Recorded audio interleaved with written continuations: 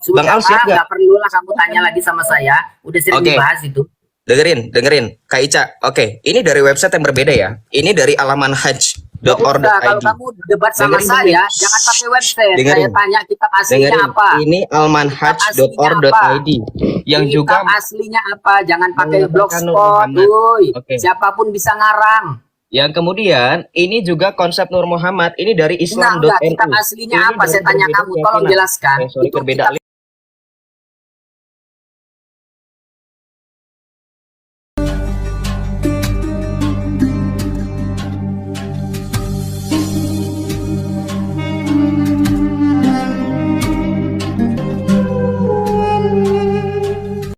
Hal itu untuk menyatakan bahwa kalam itu termasuk nikmat besar yang dianugerahkan Allah kepada manusia. Di samping Oke, nikmat pandai. Kak Ica, bentar. Sumpah sih emang Iya, Kak Ica bentar, makanya itu dia. Kak Ica bentar. Di situ ada nggak tertulis kalam pertama kali diciptakan oleh Allah? Di situ ada nggak tertulis? aku suka dengan kalam dan segala sesuatu yang ditulis dengannya. Hal itu untuk menyatakan bahwa kalam itu termasuk nikmat besar yang dianugerahkan Allah kepada manusia. Ada nggak tertulis kalam itu pertama kali sesuatu diciptakan? ditulis dengannya. Di situ ada narasi segala sesuatu ditulis dengannya. Oke, Otomatis dia segala yang sesuatu pertama diciptakan kali. olehnya. Oke, Bang Al. Ya, Bang segala Al, sesuatu begini. ya, termasuk Bang Al. manusia, ya, termasuk Bang Al. para nabi, Bang termasuk Al. para rasul. Oke, Bang Al. Berarti kalam itu lebih dulu diciptakan, betul nggak? Betul nggak? Betul nggak? Betul. Betul. Oke, sekarang saya tanya, ketika kalam itu diciptakan, Lauhul Mahfuz sudah ada atau belum? Otomatis Lauh Mahfuz sendiri pun diciptakan, ditulis apa sebelum dia belum ada, Allah yang menulis Lauh Belum Mahfuz ada. itu. Tadi narasi Kalam, Bang Al iya. bilang kalam itu disimpan di dalam Lauhul Mahfuz. Sekarang Oh, pertanyaan nggak ada, saya, bilang kalau Lauhul begitu. Mahfuz itu belum Dengar ada, dulu, kamu di dengar mana dulu, kalam itu kamu jangan disimpan? bikin kesimpulan sendiri. Dengar. Saya yang nggak pertama bikin kali kesimpulan. itu kolam. Saya itu Oke, catat. kemudian kolam Makanya itu saya tadi mau menulis berbicara segala sebelum Bang sesuatunya Al dan yang lain akan itu kemana-mana. diciptakan, termasuk benak makhluk-makhluk, Lauh Mahfuz, bintang, galaksi, semuanya. Jadi Oke, kolam saya itu boleh yang tampilkan pertama data. kali. Saya boleh tampilkan Lah, data. itu kan tadi sudah dibaca sama Ica. Nggak ada di situ dikatakan Kan dengan jelas segala kalam. sesuatu, dia menuliskan segala sesuatu tadi kan? Siapa Segala yang sesuatu, kamu paham nggak? Oke. Cerdas sedikit ya. Perbesar. Segala sesuatu. siapa? Saya Lah Joseph. sekalian semuanya lah yang mendengar. Ya silakan. Oke, jadi begini, sebelum saya tampilkan data begini. Kenapa saya menyuarakan keberatan atau objection terhadap narasi yang dinarasikan oleh Islam dari tadi oleh Pak Al dan juga Pak Muhammad Aziz? Karena tidak ada yang selaras terkait dengan apa yang pertama kali diciptakan oleh Allah. Karena Pak Al begini, Pak Al, konsekuensi logis ketika Pak Al mengatakan usah bawa bahwa yang lain. dengerin Silakan. dulu, dengerin, saya sedang berbicara. Ini saya kasih tahu nih kenapa alasan. Ketika saya mengatakan kenapa justru kalam yang diciptakan pertama kali, teman-teman harus tahu konsep Nur Muhammad yang tadi dibawakan oleh Pak Muhammad Aziz itu memang betul menyatakan bahwa dari Nur Muhammad, dengerin saya dulu, saya belum berbicara, saya belum selesai berbicara, dengerin saya dulu. Konsep Nur Muhammad itu yang kemudian Allah menciptakan segala sesuatu dari Nur Muhammad. Dan ini saya juga dengarkan penjelasan dari Bang Zuma bahkan dan Islam yang lain ketika saya tanya tentang konsep Nur Muhammad. Kenapa Bang Al berbeda sendiri? Karena saya yakin mungkin Bang Al tidak pernah mendengar tentang konsep Nur Muhammad yang justru ada dipopulerkan oleh salah satunya Syekh Nawawi Al-Bantani di dalam Qasidah Barzanji yang mengatakan bahwa Nur Muhammad adalah permulaan segala sesuatu. Bahkan Bang Al mungkin belum tahu ketika arsy Allah, dengerin, ketika itu bahkan Nur Muhammad dikatakan dari Nur Muhammad diciptakan arsy Allah. Sekarang pertanyaan saya, kalau kalam itu pertama kali diciptakan, arsy Allah yang ketika Adam diciptakan dan Adam berkata dalam suatu hadis, dengerin saya dulu, dengerin saya panjang-panjang, saya berbobot, dengerin saya. Enggak ada dalilnya, kamu apa dalilnya? Oke, saya tampilkan buktinya, berarti nggak tahu ya. Oke, berarti nggak tahu. Oke, berarti nggak tahu ada.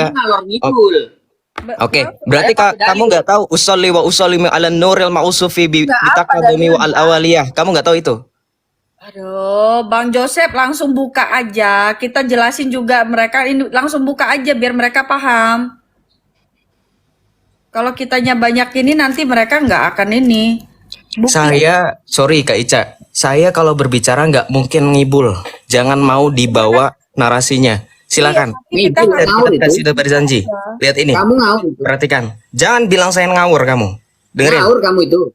Ini Ngawur. seharusnya ditegur ini muslimnya nih, muslimnya kalau kalau Oh, kamu iya, mau kalau menyanggah ngawur tuh saya nanti. potong langsung kali ya. Lo ngawur bagaimana? Literatur kami komplit kok, diam dulu kamu.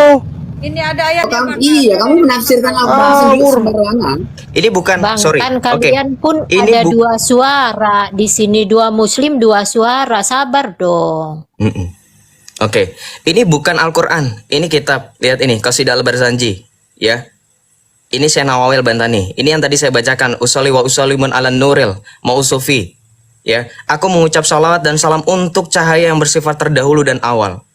Bapak Islam, Pak. Nggak tahu yang kayak begini, Oh, Pak. sudahlah, itu kan bukan Al-Quran, itu kan karangan. Karangan Dengerin itu saya. untuk apa?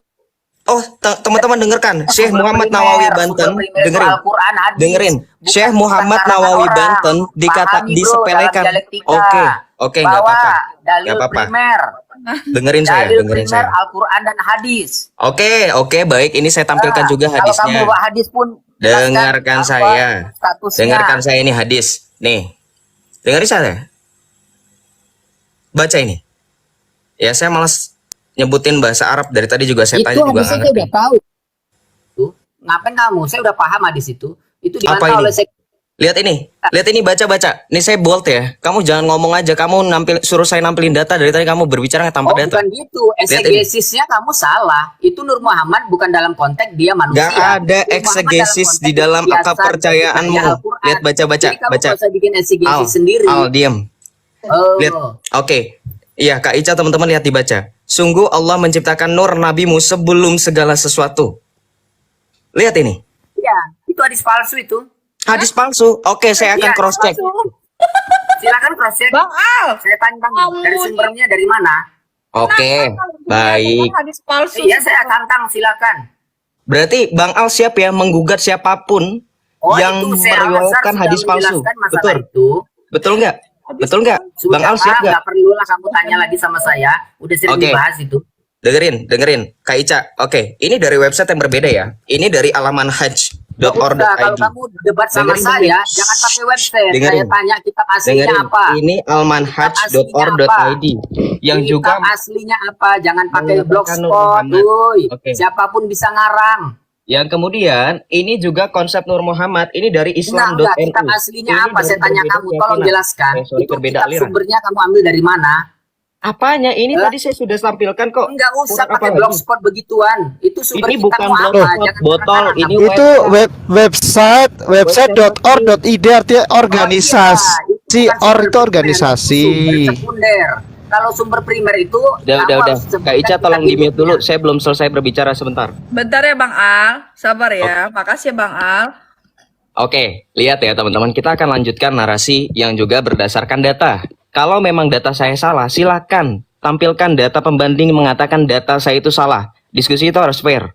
Kalau hanya asal klaim, oh datamu salah, tapi tidak berani menampilkan data yang menunjukkan data yang saya bawa itu salah, kamu sama aja dengan orang yang tidak berilmu. Oke, saya lanjutkan. Lihat yang saya bold, yang tadi saya lanjutkan tadi. Sungguh Allah menciptakan nur nabimu sebelum segala sesuatu. Oleh sebab itu nanti saya akan paralelkan dengan apa yang dikatakan di dalam Alkitab Matius 18 ayat 20. Nanti. Oke, perhatikan. Di sini juga dikatakan Allah menjadikan nur itu beredar dengan kuasa Allah sesuai kehendaknya. Ya, saat itu belum ada lauhul mahfuz, Pak. Bang Al, sorry. Belum ada lauhul mahfuz, belum ada kalam, belum ada surga. Jadi Nur Muhammad ini adalah substansi, bukan aksiden. Ini konsep yang serius. Kenapa Bang Al dan teman-teman, ketika saya tanyakan dengan kok Islam yang berbeda-beda, mereka cenderung jatuh kepada pemahaman Yohanes 1 ayat 1. Pada mulanya adalah firman, firman itu bersama-sama dengan Allah dan firman itu adalah Allah. Karena apa teman-teman? Perhatikan kalimat yang di sini. Lihat ya. Allah menjadikan nur itu beredar dengan kuasa Allah sesuai kehendaknya. Sekarang saya tanya Bang Al atau Pak Aziz deh yang lebih mengerti konsep Nur Muhammad. Bang Al nggak ngerti mungkin.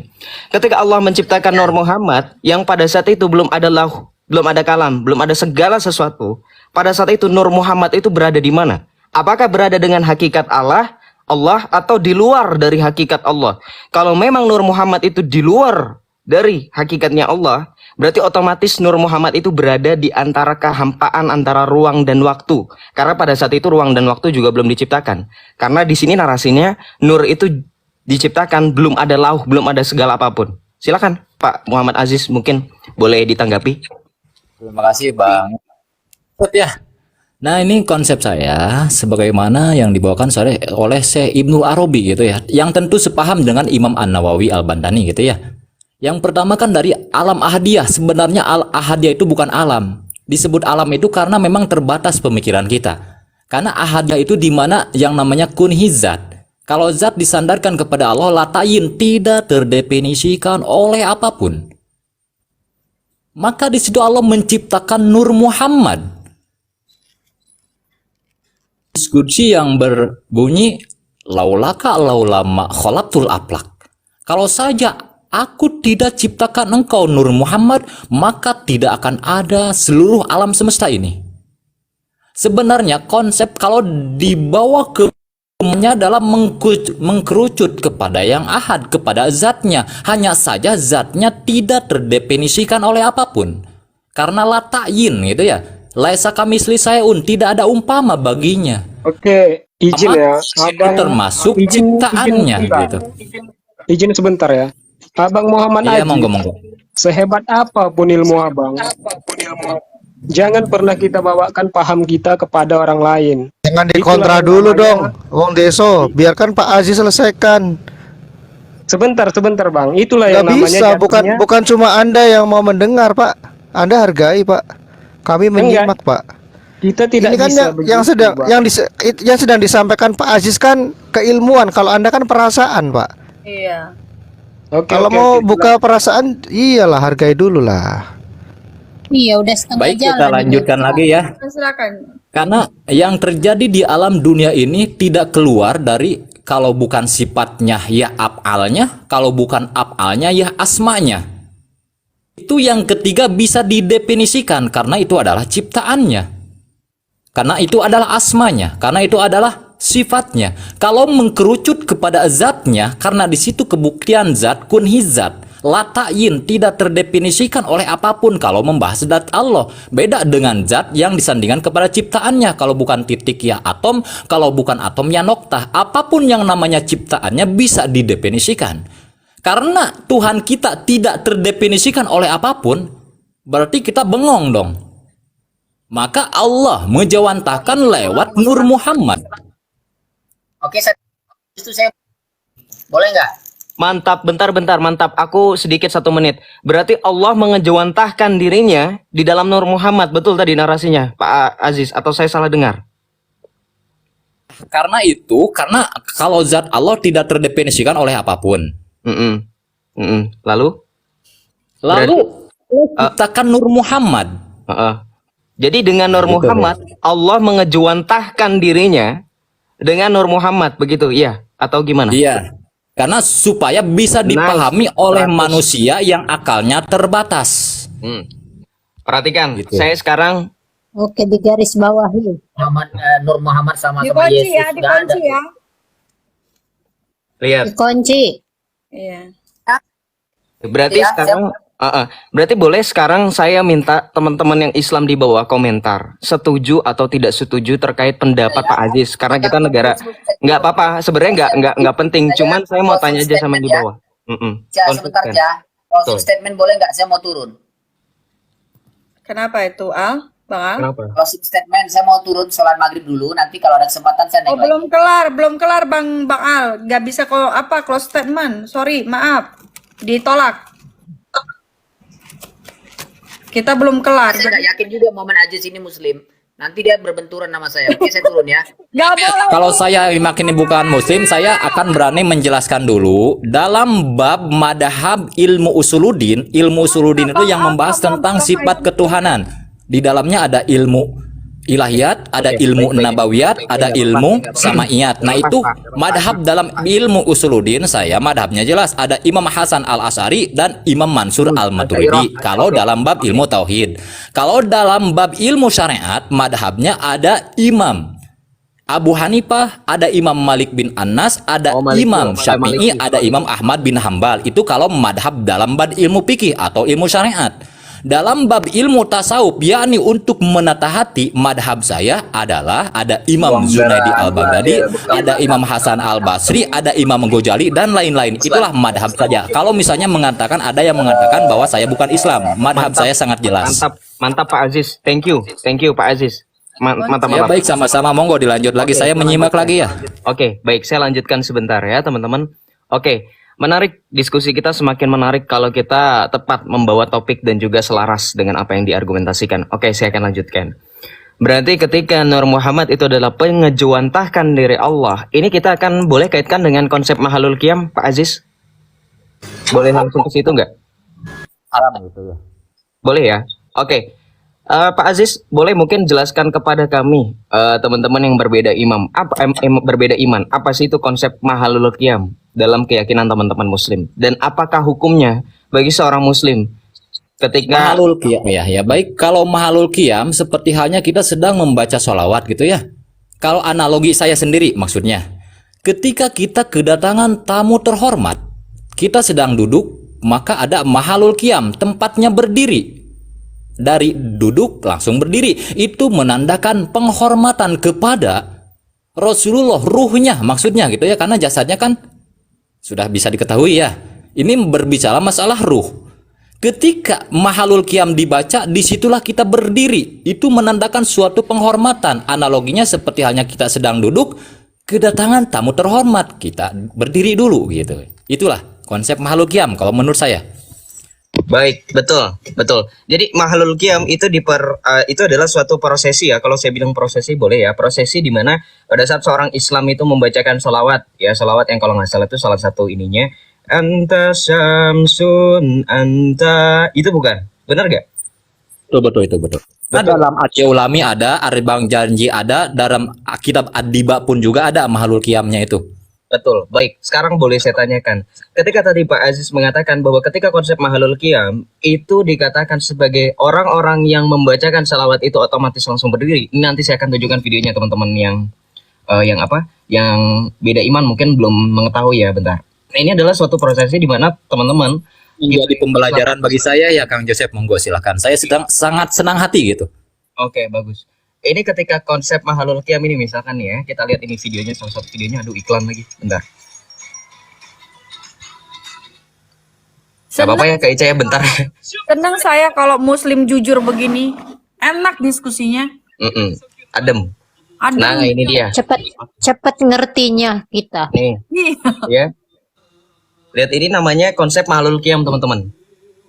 Jadi ketika mereka membacakan sholawat, mereka berdiri. Dan tadi sesuai dengan penjelasan, saya singkat aja ya videonya ya.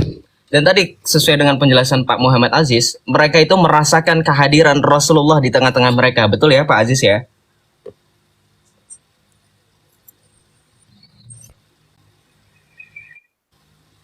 Betul ya? Lanjut monggo. Betul. Oke, berarti konsep mahalul qiyam itu seperti itu. Kak Ica boleh minta tolong bacakan Matius 18 ayat 20. Baik, saya buka Matius 18 ayat 20 ya. Oke. Di Matius 18 ayat 20 yang berbunyi, sebab di mana 2 atau 3 orang berkumpul dalam namaku, di situ aku ada di tengah-tengah mereka. Perhatikan narasi yang tadi dibawa, bahwa konsep mahalul qiyam ini, ketika orang Islam berdiri, mereka merasakan kehadiran Rasulullah. Pertanyaan saya, kenapa konsep mahalul qiyam ini tidak dibawakan kepada konsep kehadiran Allah? Bukankah Allah itu yang maha hadir? Lantas kenapa Rasulullah yang maha hadir?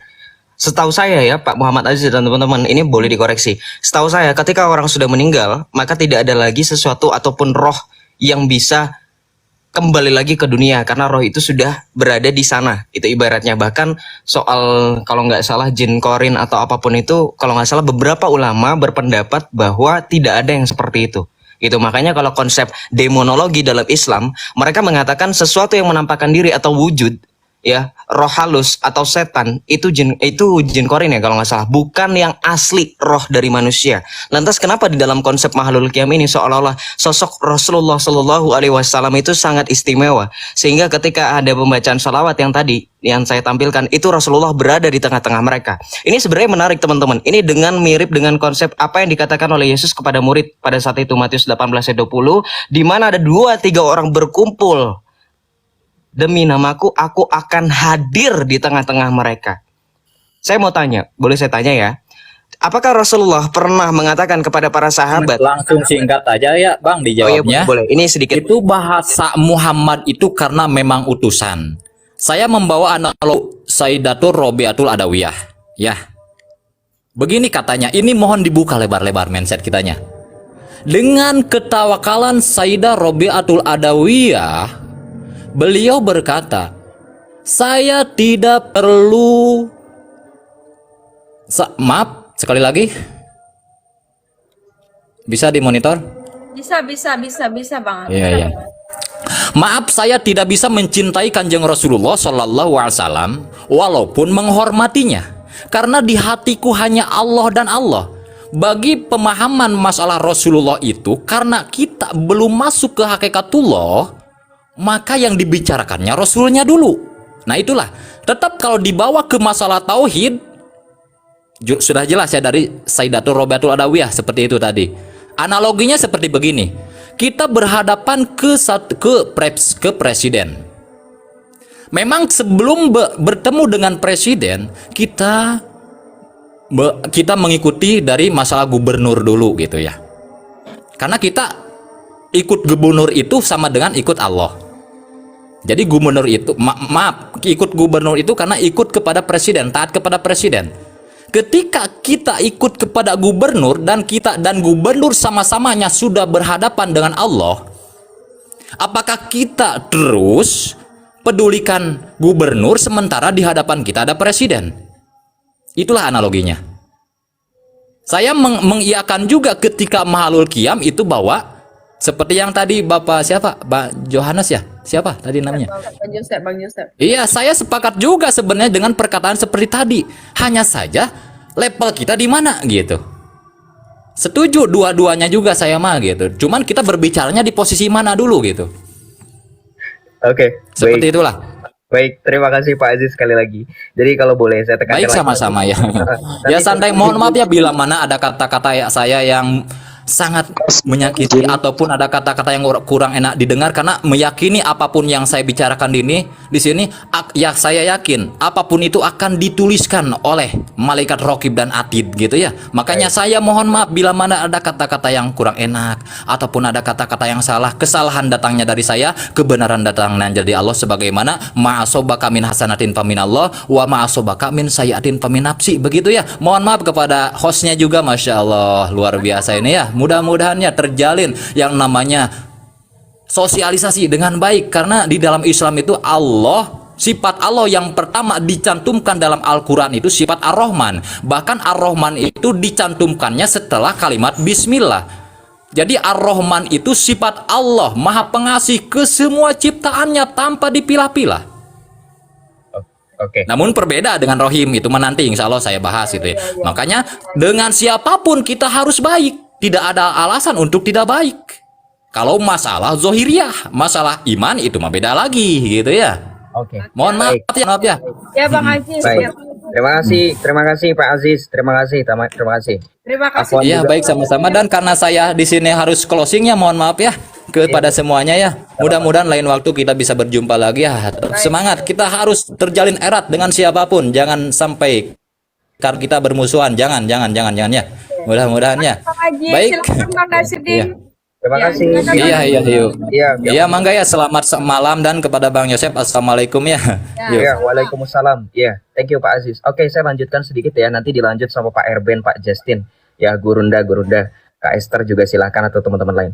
Oke, jadi tadi menarik ya teman-teman diskusinya terkait dengan konsep Nur Muhammad yang diyakini oleh Pak Aziz, yang mungkin juga sebagian besar mungkin ya, karena banyak lagi Islam. Tadi saya baca komentar di bawah ini ada yang setuju dan ada yang tidak setuju terkait dengan bahwa Allah mengejuantahkan diri di dalam Nur Muhammad. Berarti ini sangat menarik ya. Dejavu. Seperti firman yang menyatakan Allah Bapa yang tidak terlihat. Itulah, makanya saya bilang, tadi saya bilang di awal, ya teman-teman, bahwa konsep Nur Muhammad ini kalau melenceng sedikit saja, ini diakui dapat mirip dengan Tritunggal, bahkan cenderung kepada konsep Tritunggal.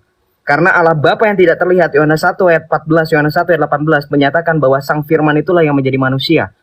Yesuslah yang menyatakan itu. Makanya Yohanes 1 ayat 14, Firman itu telah menjadi manusia dan tinggal di antara kita, dan kita telah melihat kemuliaannya. Ya, Yohanes 1 ayat 18, tidak seorang pun pernah melihat Allah, tetapi anak tunggal Allah yang ada di pangkuan Bapa, dialah yang menyatakannya. Jadi di sini saya mau elaborasikan